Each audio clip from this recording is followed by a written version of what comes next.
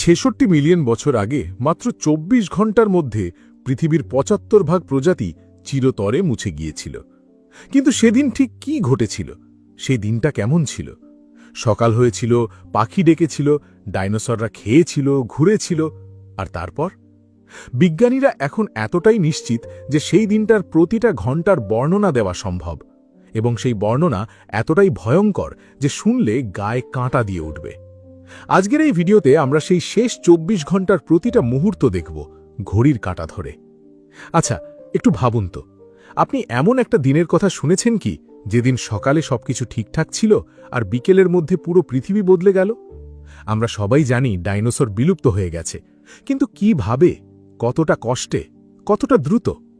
স্কুলে পড়েছিলাম একটা উল্কা পড়ল, ডাইনোসর মরে গেল, ব্যাস। কিন্তু এই ব্যাখ্যাটা পুরোটা সত্যি নয়। ঘটনাটা আরও অনেক বেশি জটিল, আরও অনেক বেশি ভয়ঙ্কর। ২০২১-এ নেচার জার্নালে প্রকাশিত গবেষণায় বিজ্ঞানীরা সেই দিনের ঘটনাকে এতটাই বিস্তারিতভাবে পুনর্নির্মাণ করতে পেরেছেন যে সেটা পড়লে মনে হয় যেন কেউ সেখানে ছিল এবং দেখেছে। তাহলে চলুন সেই দিনে ফিরে যাই। ঘড়িতে তখন ভোর, দিনটা শুরু হয়েছে স্বাভাবিকভাবেই। ৬৬ মিলিয়ন বছর আগের পৃথিবীটা আজকের চেয়ে অনেকটাই আলাদা ছিল। তখন পৃথিবীর গড় তাপমাত্রা আজকের চেয়ে প্রায় ৪ ডিগ্রি সেলসিয়াস বেশি ছিল। সমুদ্রপৃষ্ঠ ছিল আজকের চেয়ে প্রায় ৮০ মিটার উঁচুতে। উত্তর আমেরিকার বড় অংশ ছিল অগাধ সমুদ্রের নিচে। সেই সকালে বর্তমান মেক্সিকো উপসাগরের কাছে, মানে যেটাকে আমরা এখন ইউকাটান পেনিনসুলা বলি, সেখানকার বন জঙ্গলে ট্রাইসেরাটপস চড়ে বেড়াচ্ছিল। টিরেক্স হয়তো সেই সকালে শিকারের খোঁজে বেরিয়েছিল।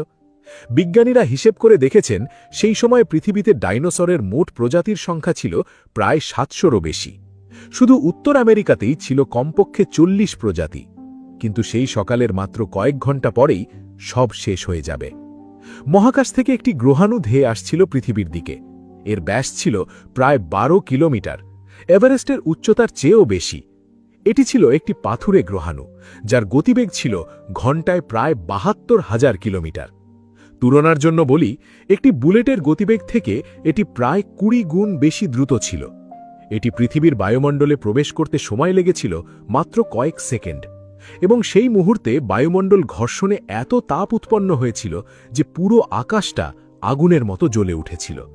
কিন্তু এখানে সবচেয়ে ভয়ঙ্কর তথ্যটা হল, পৃথিবীর বেশিরভাগ ডাইনোসর সেই মুহূর্তে এটি দেখতেও পায়নি, কারণ গ্রহাণুটি এত দ্রুত এসেছিল যে সতর্ক হবার সময়টুকুও ছিল না। ঘড়িতে তখন দুপুর, সময়টা ছিল স্থানীয় দুপুরের কাছাকাছি। গ্রহাণুটি আছড়ে পড়ল বর্তমান মেক্সিকোর ইউকাটান উপদ্বীপ।